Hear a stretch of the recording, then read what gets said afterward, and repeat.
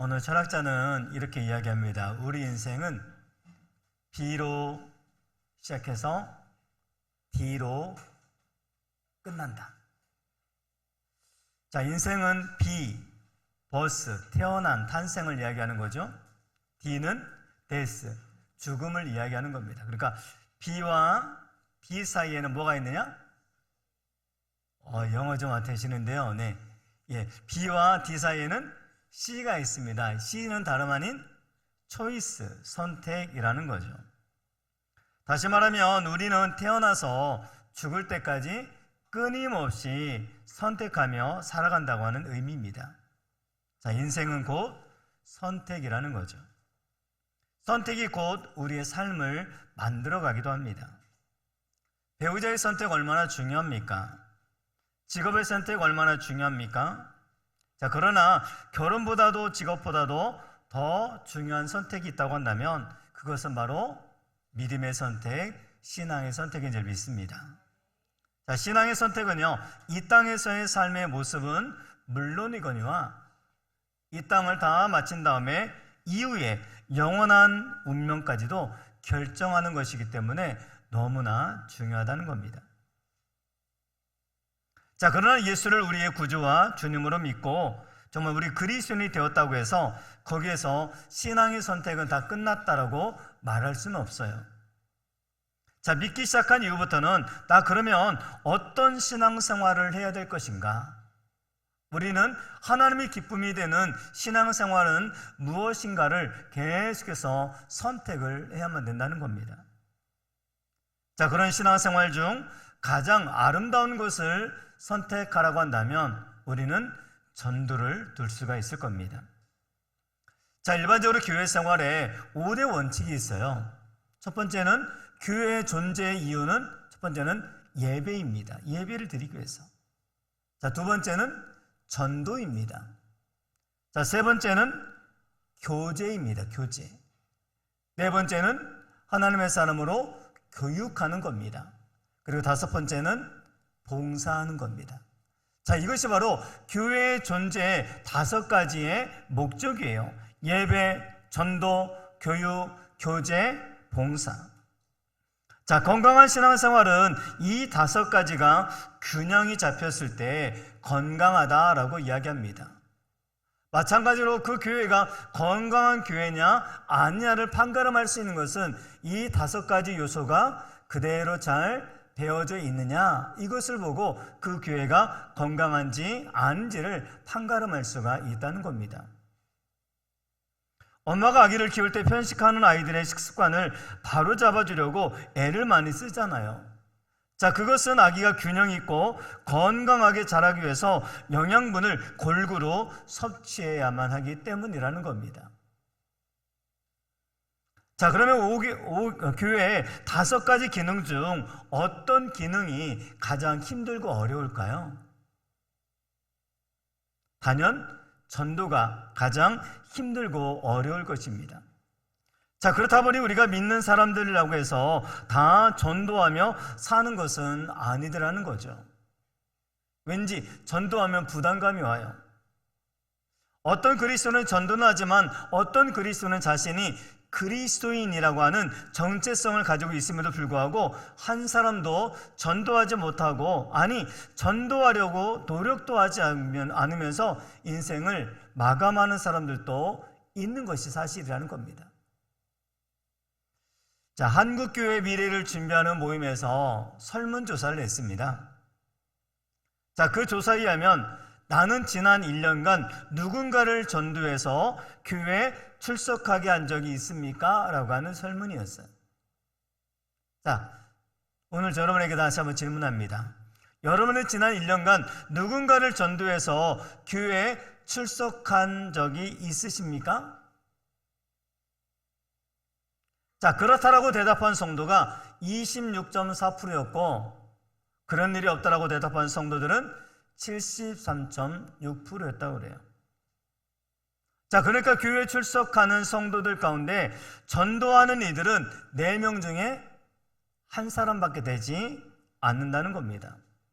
4분의 3의 성도들은 소위 전도와 그리고 전도의 열매를 전혀 맺지 못하는 신앙생활, 어쩌면은 나만을 위해서 나 중심의 신앙생활을 하고 있다라고 나타나고 있다는 거예요. 자, 이 보고서가 한국교회 평균을 잘 반영하고 있다면 올해도 우리가 위드유 새생명 전도축제에서도 한마음교회에 출석하는 성도들 중 이 전도 행사에 능동적으로 노력하며 참여하리라 기대되는 성도들은 안타깝게도 4분의 1 정도밖에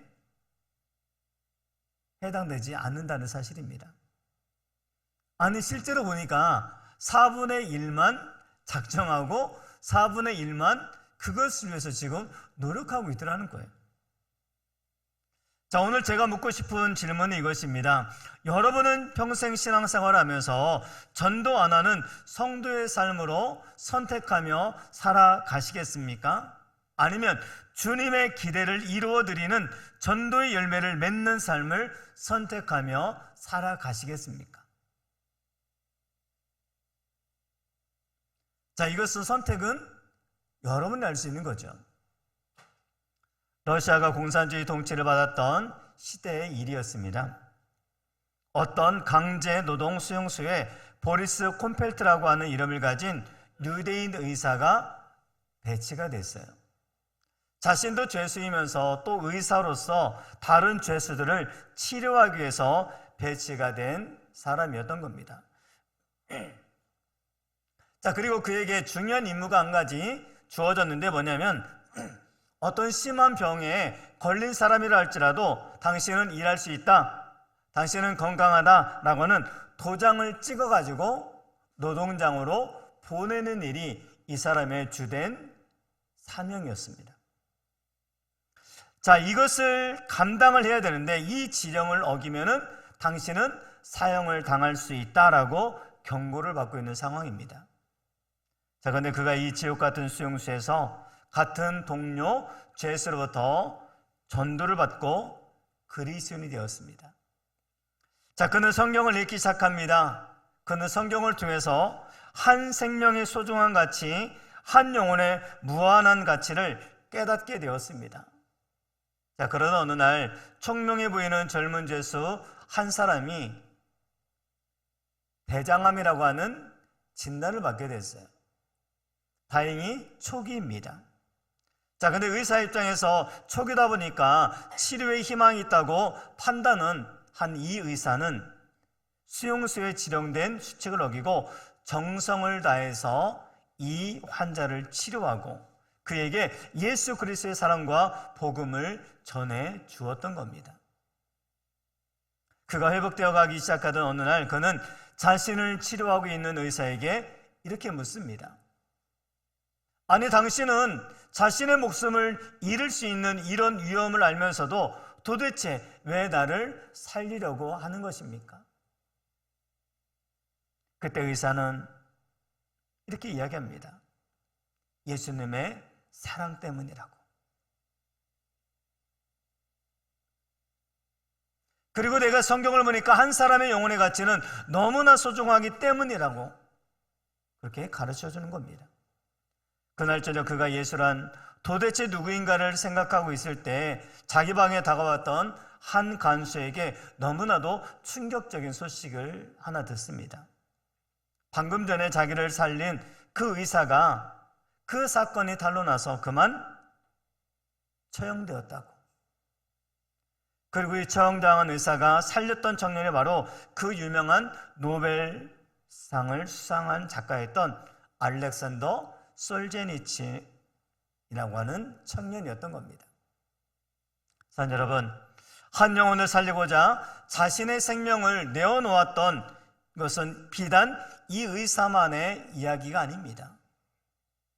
이것은 기독교 역사에서 수많은 믿음의 사람들이 걸어왔던 발자취였고 그들은 한 영혼이 주님 앞에 돌아와 구원받을 수만 있다면 자신의 전 존재를 던지는데 조금도 주저하지 않았던 사람들이었다는 겁니다.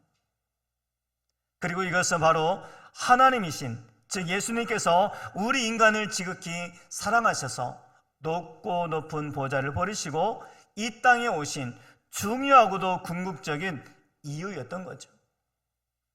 양 99마리의 양보다 잃어버린 한 마리 양을 찾아 나서서 그 양을 찾으려고 애쓰는 그 목자의 가슴앓이였던 겁니다. 그리고 이것은 잃어버린 영혼을 찾고자 몸부림치는 하나님 아버지의 가슴앓이였던 거죠. 우리는 잃어버린 아들을 찾고자 애쓰는 아버지의 가슴앓이를 외면해서는 안 될 것입니다. 그런데 안타깝게도 오늘 한국교회는 영혼을 찾고자 하는 하나님 아버지의 가슴앓이를 잃어버리고 있다는 거예요. 사랑하는 여러분, 잃어버린 한 영혼을 찾고자 예수 그리스도의 십자가에 매달게 하신 하나님의 가슴앓이를 외면하지 않게 되기를 바랍니다. 우리가 하나님의 가슴앓이를 외면하지 않는다면 그것은 바로 잃어버린 한 영혼을 향한 전도의 열정으로 나타내야 될 줄 믿습니다. 그래서 우리는 전도는 때를 얻든지 못 얻든지 항상 힘써야 될 일이라는 거죠. 우리는 우리의 소중한 이웃들에게 복음을 들려주고 그들이 결신하여 하나님의 품에 안기게 하는 기회를 주어야 돼요. 자, 우리도요, 누군가를 통해서 우리 교회에 발걸음을 내디뎠습니다. 우리도 누군가를 통해서 예수를 만나게 하는 은혜를 잊게 되었습니다. 자, 그렇다고 한다면 우리도 또 다른 누군가를 교회로 인도하고 그들 또한 예수 그리스도를 만나게 하는 그러한 사명이 우리에게 있다는 거죠. 자, 여러분, 오늘 우리는 한 영혼을 구원하고자 몸부림쳤던 사도 바울의 열정을 한번 본받을 수 있게 되기를 바랍니다. 사도 바울은 오늘 본문 중에서 22절에서 이렇게 고백을 하고 있어요. 아무쪼록 몇 사람이라도 구원하고자 함이니. 사도 바울이 가르친 그대로 여러분들도 아무쪼록 몇 사람이라도 소중한 영혼을 구원하고자 하는 거룩한 열정을 품고 살아내실 수 있게 되기 바랍니다. 오늘 본문은 고린도전서 9장에는 사도 바울은 주 50년대, 그러니까 사도 바울이 소위 제2차 전도 여행 중에 한 1년 반 동안 한 곳에 머물면서 복음을 전하고 그곳에 교회를 세웠는데 그 교회가 바로 고린도 교회였던 겁니다. 바로 이 고린도 교회를 향해서 그가 에베소라는 곳에서 편지를 쓰면서 그는 평소에 가지고 있었던 전도에 대한 생각을 밝혀주고 있는 거예요.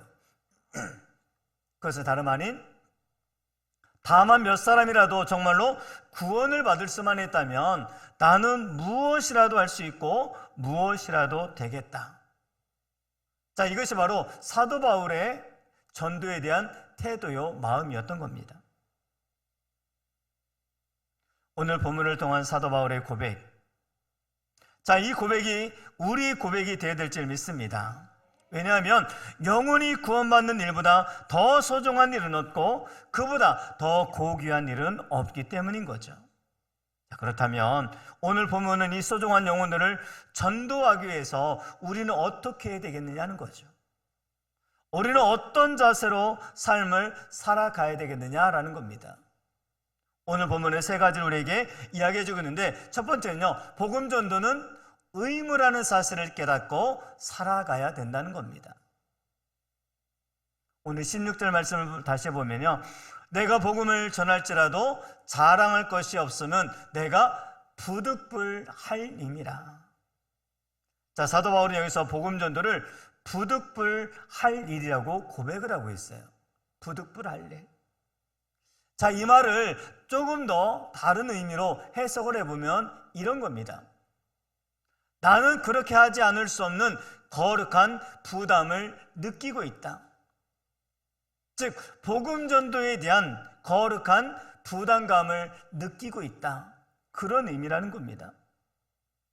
자, 그렇습니다. 바울은요, 여기서 전도를 피해갈 수 없는 거룩한 의무로 인식하고 있다는 거예요. 왜 그렇습니까? 그것이 바울을 구원하셨고 그것이 바로 바울을 세우신 하나님의 목적이었기 때문에 그렇습니다. 그리고 그 바울을 향한 기대하심이 바로 이 일이었던 거예요. 내가 구원받은 것은 나 한 사람에게서 머물러야 될 사건이 아니기 때문에 구원받은 나를 통해서 또 다른 이웃을, 또 다른 사람에게 복음을 전하고 그들이 복음을 듣고 구원받을 수 있게 하는 것, 이것이 바로 하나님이 나를 향한 기대다라고 하는 그런 마음이 사도 바울에게 있었던 거예요. 그래서 주님은 복음 전도를 해도 좋고 안 해도 좋은 사건이 되게 하시지 않고 복음 전도를 명령으로 주셨던 겁니다. 자, 우리 믿음의 선배들은 이 전도의 명령을 지상명령이라고까지 여겼어요. 그리고 주님도 우리에게 대사명, 지상명령으로 주셨다는 사실입니다. 그래서 신약성경의 사복음서의 결론과 사도행전의 서론의 대명제를 형성하고 있는데 바로 그거예요. 마태복음에는 가서 그들을 제자 삼아라. 마가복음에 보면 만민에게 복음을 선포하라. 누가복음에 보면 죄사함을 받게 하는 회개가 모든 족속에게 전파되어야 한다. 요한복음에는 내가 너희를 전도의 목적으로 세상을 보낸다라고 말하고 있습니다. 그리고 사도행전에는요, 우리는 가까운 곳에서부터 시작해서 땅 끝까지 우리는 증인이 되어야 된다라고 말씀하고 있다는 거죠. 자, 그렇다면 이 명령을 이행하지 않으면 적당히 그냥 넘어가야 될 일입니까? 아닙니다. 군대 용어로 말하면 명령 불복종이에요. 명령 불복종. 자, 그것이 가벼운 죄이겠습니까? 그래서 바울은 내가 이 의무를 수행하지 않으면 내게 화가 있을 것이라고까지 여겼던 거예요. 자, 그러면 이번 새생명 전도 축제를 통해서 가까운 지인들 비롯해가지고 가족들로부터 시작해서 이 전도의 명령을 수행할 수 있게 되기 바랍니다. 한 번만이라도 와라. 한 번만이라도 함께 예배하자. 이런 거룩한 사명감을 가지고 우리 한번 함께 움직여보는 저와 여러분 되기를 주님의 이름으로 축원을 드립니다. 자, 두 번째로 복음 전도는요, 특권이라는 사실을 깨닫고 살아가야 된다는 거예요. 자, 아까 사도 바울은 전도를 부득불 이행할 의무라고 했죠. 의무. 자, 근데요, 어떤 일들을 의무감으로 수행하는 일은 쉽게 지칠 수가 있어요. 해야 될 일인 줄 알아요. 모르는 게 아니에요. 그런데 이거를 의무감으로 진행하다 보면 힘이 들어요. 버거워요. 지쳐요. 탈진해요. 자, 그것은 고통스러운 의무의 수행이기 때문에 그렇습니다. 자, 그러나 바울은 이 복음 전도를 상급이 기다리는 즐거운 특권으로 인식하고 있다는 사실입니다. 의무감도 있지만 그것을 뛰어넘어서 내게 주어진 특권이다. 자, 17절을 시작을 다시 해보시기 바랍니다. 내가 자의로 이것을 행하면 상을 얻으려니와 라고 이야기하고 있어요. 자, 전도를 단순히 의무로만 생각한 것이 아니라 자의로 기뻐서 행한다면 거기에는 상급이 반드시 따를 것이다 라고 하는 확신이 있었던 겁니다. 자, 우리에게도 생각의 전환이 좀 필요해요. 물론 의무감을 해야 됩니다. 목사님 그러잖아요. 권사님 되셨고 또 안수 집사님 되셨고 장로님 되셨고 집사님 되셨으면 해야 되지 않겠습니까? 이건 뭐냐면 의무감이에요. 그죠? 의무감이죠? 라고 얘기하는데 거기에 머무르면은 어느 순간에 지치고 힘들어요. 자, 그런데 이것을 조금 더 한 단계 뛰어넘으면 그렇다. 이것은 하나님이 내게 상급을 주시려고 하는 하나님의 귀한 사명이 맡겨주신 일이다 라고 생각하면 그때부터 조금은 더 그 일을 잘 감당할 수 있게 된다는 겁니다. 그런 의미에서 그리스도인들에게 복음 전도는 거룩한 의무일 뿐만 아니라 즐거운 특권이다. 가장 고귀한 상급이 약속된 특권이라는 사실을 기억할 필요가 있다는 사실입니다. 자, 그러나 이 상급을 우리가 흔히 말하는 미래의 천국에서 누리게 될 소위 면류관으로만 이해하면 안 됩니다. 그러잖아요. 대부분이 나중에 하늘나라 가면 상급을 주실 거야, 우리 그렇게 퉁치자, 약간 거의 대부분이 그런 얘기로만 들려질 때가 많아요. 왜냐하면 바로 그 다음 절 18절에서 바울은 자신의 입으로 그 상급의 정체를 이렇게 말해주고 있습니다. 자, 18절 같이 읽어볼까요? 시작.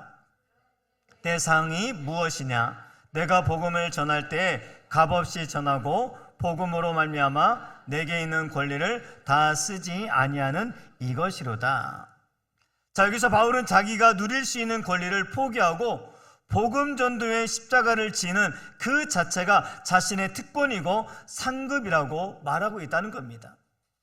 그러니까 뭐냐면, 쉽게 말하면 이 복음 전도는 당연한 거예요. 당연한 거예요. 그렇게 행하면 당연히 하나님은 내게 상급을 주실 것이고 나는 그 일을 당연한 것으로 여기고 있다는 겁니다. 몇 년 전에 어떤 개인병원의 원장님에 대한 이야기를 들은 적이 있었는데요.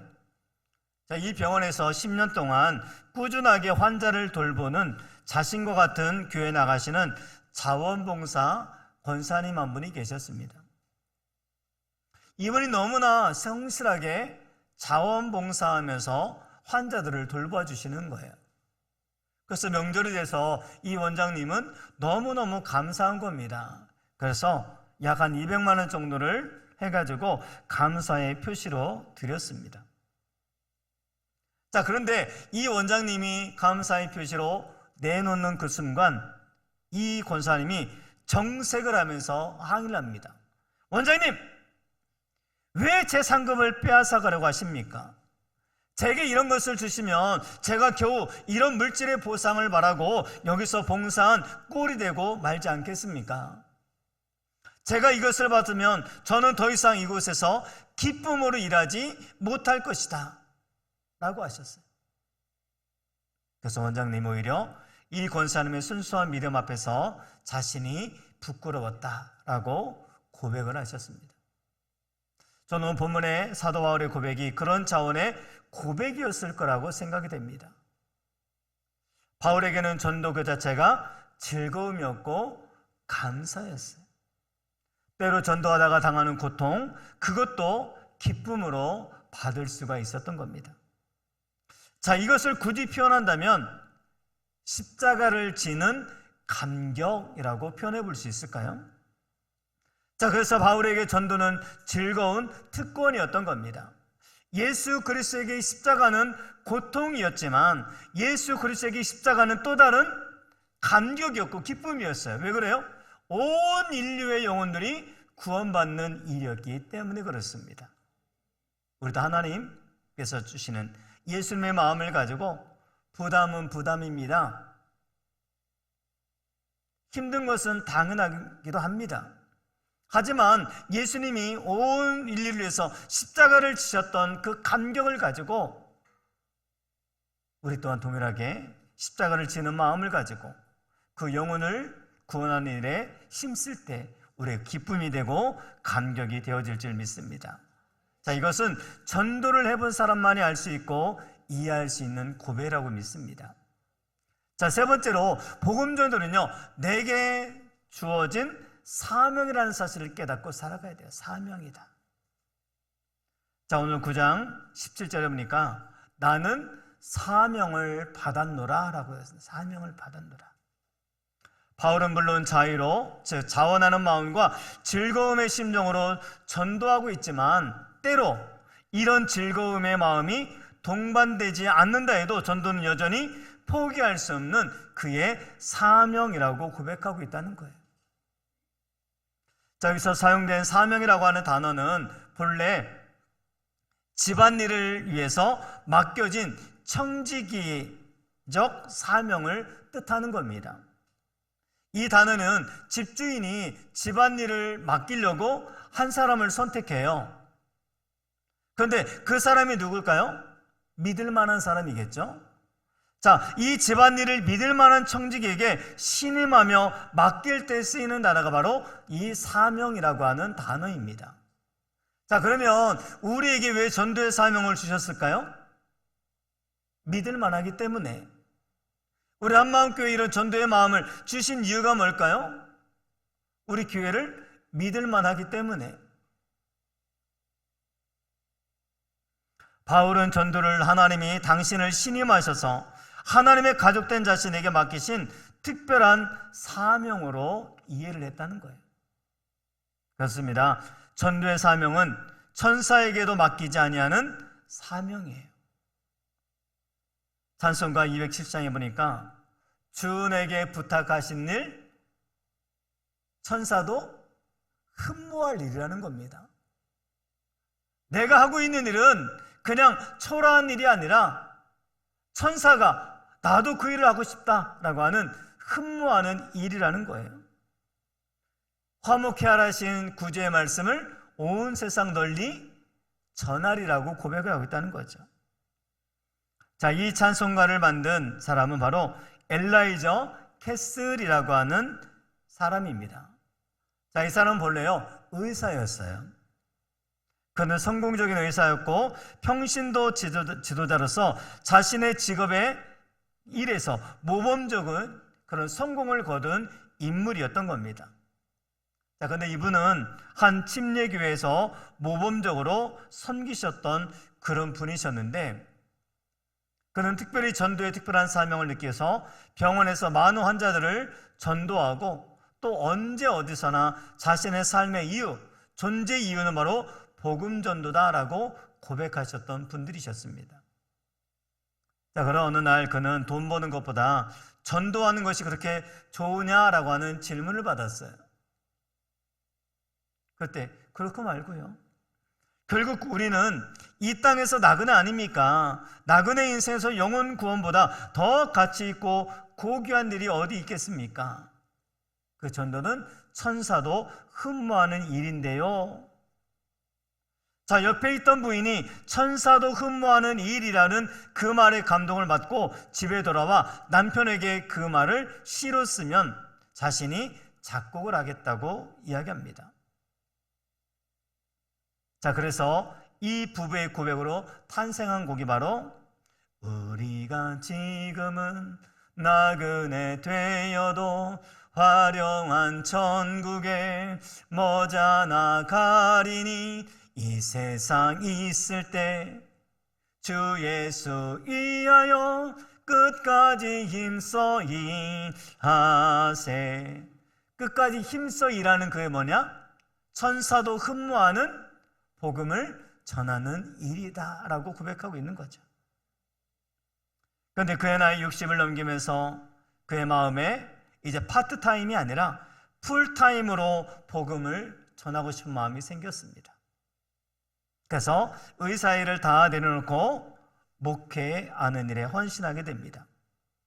더 이상 돈은 못 벌고 인간적인 대접도 못 받게 되었지만 그는 너무 기쁘고 너무 감사해서 그의 첫 부임지 콜로라도 덴버의 한 교회에 부임하게 되면서 이 부부는 취임식에서 바로 이 찬양을 불렀어요.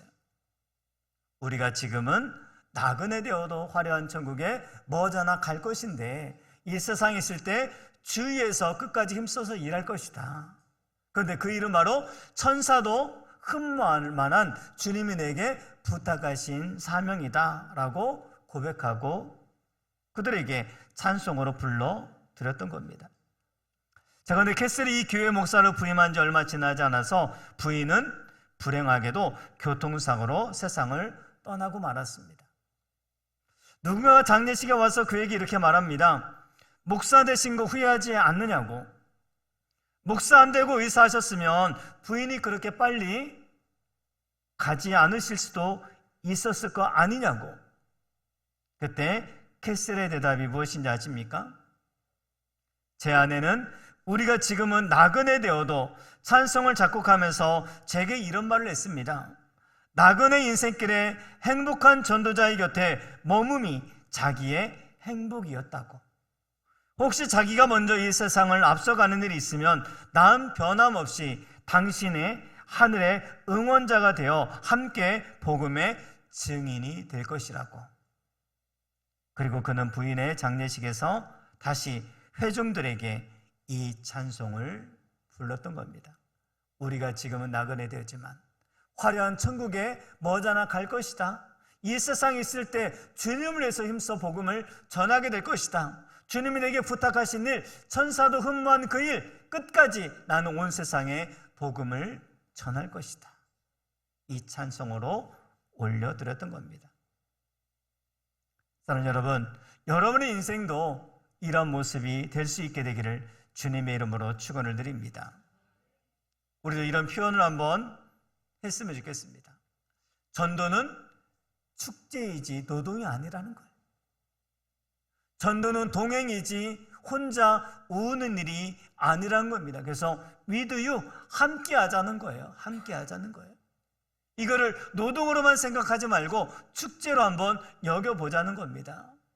그래서 우리 다음 주에는 옆에 꼭 한 명씩이라도 끼어가지고 꼭 오실 수 있게 되기 바랍니다.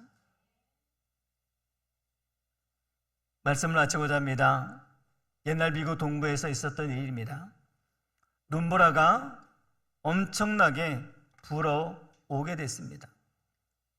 바깥 기온이 20도 아래로 떨어집니다. 그런 중에 기차 한 대가 서부를 향해서 달려갑니다. 눈보라 때문에 제 속도를 내지 못한 채 거북이처럼 조심스럽게 움직입니다. 그런데 승객 중 갓난아기를 아는 한 여인이 있었습니다.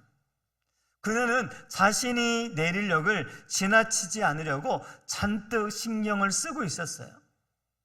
자, 그때 앞에 있었던 젊은 신사가 이 여인에게 말합니다. 아주머니, 너무 걱정하지 마세요. 제가 아주머니가 내릴 역을 잘 가르쳐 드릴게요. 그제서 아주머니는 안심을 하게 됩니다. 기차는 눈물을 뚫고 계속 달립니다. 그러다가 기차가 갑자기 멈춰섭니다. 그 신사가 여인에게 말합니다. 아주머니가 내릴 곳이 바로 이곳인 것 같아요. 그 여인은 신사에게 몇 번이나 고맙다고 인사하고는 갓나기를 안고 기차에서 내리게 됩니다. 기차는 기적을 울리며 다시 출발합니다. 그런데 이상한 것은 그리 오래지 않아 다음 역에 기차가 다시 정착을 한 겁니다. 이상하게 생각한 신사는 정거장의 팻말을 보고 머리를 감싸 안으며 울부짖게 됩니다. 자, 그 여인이 내려야 될 역은 바로 지난번 정거장이 아니라 이번 정거장이었기 때문에 그렇습니다.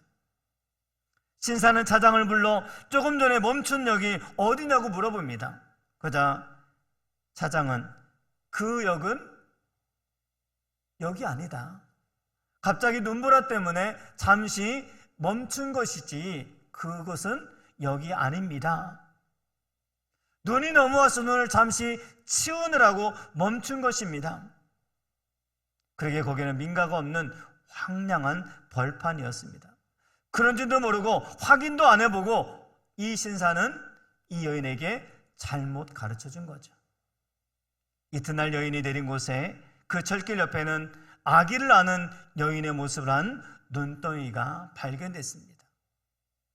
그 눈덩이는 다름 아닌 어제 자기가 잘못 가르쳐서 내렸던 그 엄마와 갓난아기였던 거죠.